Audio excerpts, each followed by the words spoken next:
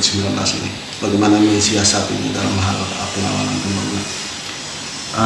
Baik Pak, dalam mensiasati soal virus COVID-19 ini terhadap pelaksanaan kegiatan proyek yang sedang kami tangani, ya, terpaksa kita lakukan dengan shift-shiftan.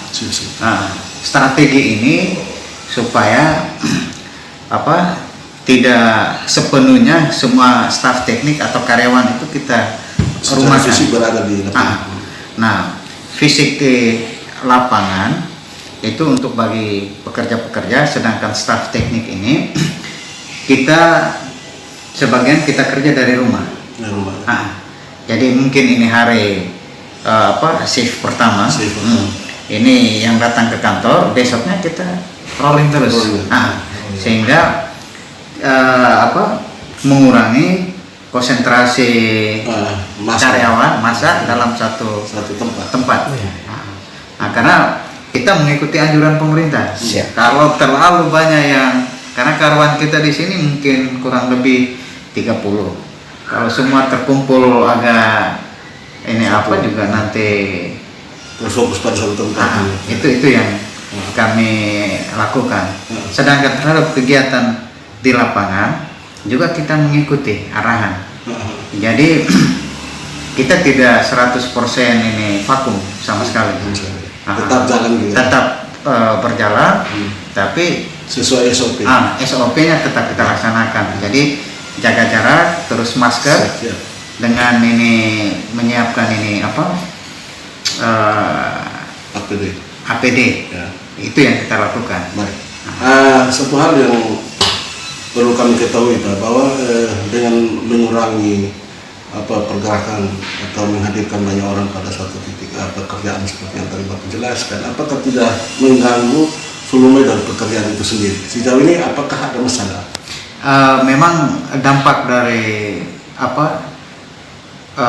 virus ini berpengaruh terhadap progres yang sedang berjalan. Yang tadinya kita mungkin menargetkan dalam satu hari katakan produksinya bisa mencapai bobotnya 1-2%, tapi akibat ini dia berkurang jadi mungkin 0,25. Dan maksimal yang selama masa ini virus ini itu rata-rata capaian target yang kita ini cuma sebatas 0,2 sampai 0,3%. Biasanya berapa persen? Biasanya sekitar 1 sampai 1,5%. Itu target dalam sehari. Terus ternyata mungkin kira-kira ke depan ini Kakak, kita tidak tahu kapan berakhirnya COVID ini. Kira-kira solusinya seperti apa untuk penyertaan target 1,9% itu? Nah, mau tidak mau perlu ada reschedule. Jadi reschedule ini semua pihak kita harus terima, baik pemberi kerja, bahwa ini situasinya kan tidak normal. Situasinya tidak normal, reschedule mau tidak mau kita addendum kontrak, amandemen kontrak, perpanjang masa pelaksanaan. Nanti masa pelaksanaan itu mungkin ada tim teknis yang mengkaji sesuai dengan masa virus ini. Katakan dia 4 bulan atau 5 bulan, ya tinggal kita sesuaikan. Soalnya namanya pihak pertama seperti apa Pak untuk terkait?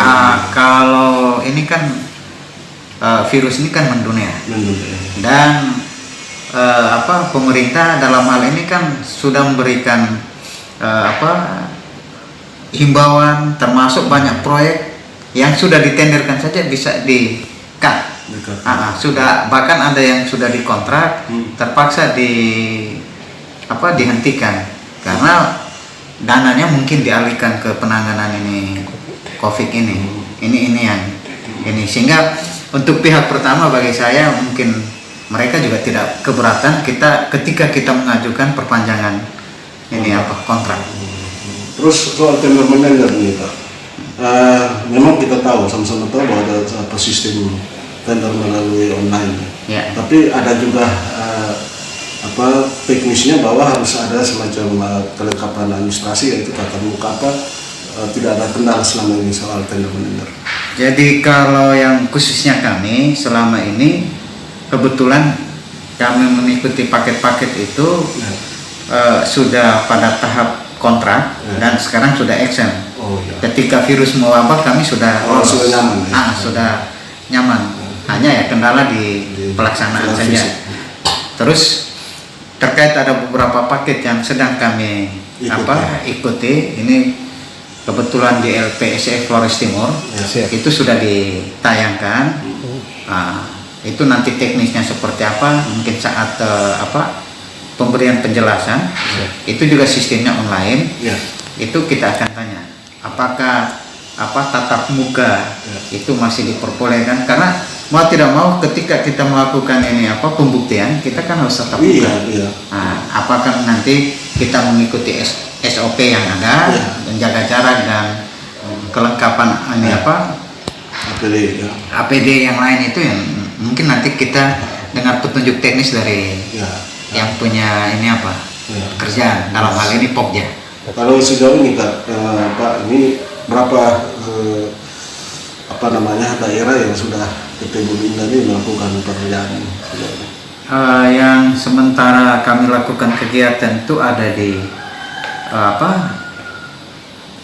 Sumba Barat Daya, terus di Sumba Barat, Sumba Timur, itu kontrak sudah berjalan, itu dari sumbernya dari APBN. Sementara di Manggarai Barat itu juga ada paket bandara, ada paket yang namanya PHJD, program hibah jalan daerah. Itu di Kabupaten Manggarai Barat. Terus di Flores Timur itu dana-dana yang bersumber dari APBD 2, baik DAK maupun DAO. Itu semua sudah terkontrak, sehingga untuk masa lelang kita bebas dari virus, hanya terkontaminasi ketika pekerjaan fisiknya. Ya baik Pak, mungkin kami menginginkan bagaimana harapan Bapak terkait dengan wabah penyebaran daripada wabah virus COVID-19 seperti apa? Ya, kita berharap supaya wabah ini cepat berakhir. Cepat berlalu, karena untuk menata segala sendi kehidupan semua sudah terpaksa kita harus menata kembali dari ini ancaman virus ini. Nah, lebih cepat dia menghilang itu lebih baik daripada kita berlama-lama dengan kondisi seperti ini. Ini pasti nanti kalau berlama-lama kemungkinan untuk munculnya masalah-masalah sosial lainnya pasti lebih besar daripada ini. Lebih baik kita mempersingkat masa penyebaran. Nah, pola mempersingkat ini kan kita mengikuti kembali ke anjuran-anjuran pemerintah, terus pihak-pihak gereja dan lain sebagainya, itu yang harus kita taati. Nah, kalau kita tidak taati berarti kita sendiri yang memperpanjang masa penyebaran virus. Ini yang masalah. Baik, terima kasih banyak Bapak atas kesempatan.